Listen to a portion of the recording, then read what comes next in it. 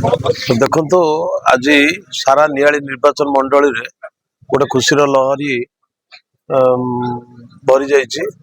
କାରଣ ହଉଛନ୍ତି ଯେ ଆମର ନିଆଳି ନିର୍ବାଚନ ମଣ୍ଡଳୀର ଝିଅ ଉପମୁଖ୍ୟମନ୍ତ୍ରୀ ଆମର ପ୍ରଭାତୀ ଅପା।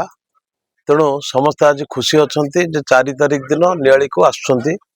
ଆମେ ନିଆଳିରେ ଗୋଟେ ଭବ୍ୟ ସମ୍ବର୍ଦ୍ଧନା ଦେବୁ ଏବଂ ସେହିଦିନ ନିଆଳିରେ ଏସଏଚଜି ଭଉଣୀ ମାନଙ୍କ ପାଇଁ ଋଣ ପ୍ରଦାନ କରାଯିବ ଏବଂ ନିଆଳିରେ ଯୋଉ କାଫେଟି ଥିଲା ସେ କାଫେ ମଧ୍ୟ ସେଦିନ ଚାଲୁ ହବ ଏବଂ ଆମର ଯୋଉ ଅଷ୍ଟଶମ୍ଭୁ ଅଛି ସଳେଇ ଠାରେ ଗୋଟେ ଗେଟ୍ ହବ ଏବଂ ଅଷ୍ଟଶମ୍ଭୁଙ୍କର ଯୋଉ ପୁନରୁଦ୍ଧାର ବା ଉନ୍ନତିମୂଳକ କାର୍ଯ୍ୟ ହବ ଯୋଉଠି ଅଛନ୍ତି ତ ଅନ୍ଧ କପିଳେଶ୍ୱର ଠାରୁ ଗ୍ରାମେଶ୍ୱର ପର୍ଯ୍ୟନ୍ତ।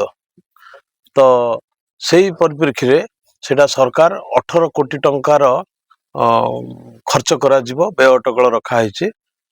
ସେଥିପାଇଁ ଆମେ ମାନେ ସମସ୍ତେ ମଧ୍ୟ ଖୁସି ଅଛୁ। ଆଉ ମୁଁ ଆପଣଙ୍କ ଜରିଆରେ ମୁଁ ନିଆଳି ନିର୍ବାଚନ ମଣ୍ଡଳୀର ସମସ୍ତ ଭାଇ ଭଉଣୀ ଏବଂ ସମସ୍ତଙ୍କୁ ନିବେଦନ କରୁଛି, ଯେହେତୁ ଆମ ମାଟିର ଝିଅ ହଉଛନ୍ତି ଆମର ପ୍ରଭାତୀ ଅପା, ତେଣୁ ମାଟିର ଝିଅଙ୍କୁ ସମ୍ବର୍ଦ୍ଧନା କରିବା ପାଇଁ ଭବ୍ୟ ଢଙ୍ଗରେ ସମସ୍ତେ ଉପସ୍ଥିତ ରହି ହୁଳହୁଳି ଶଙ୍ଖନାଦ ସହିତ ତାଙ୍କୁ ଆମେ ଉଚ୍ଛ୍ବସିତ ସମ୍ବର୍ଦ୍ଧନା ଦେଇ ଆମେ ମଞ୍ଚ ପାଖକୁ ପାଛୋଟି ନବା। ତେଣୁ ସମସ୍ତଙ୍କୁ ମୁଁ ଆଉ ଥରେ ନିବେଦନ କରୁଛି ସମସ୍ତେ ଏଠାରେ ଉପସ୍ଥିତ ରହିବା ପାଇଁ।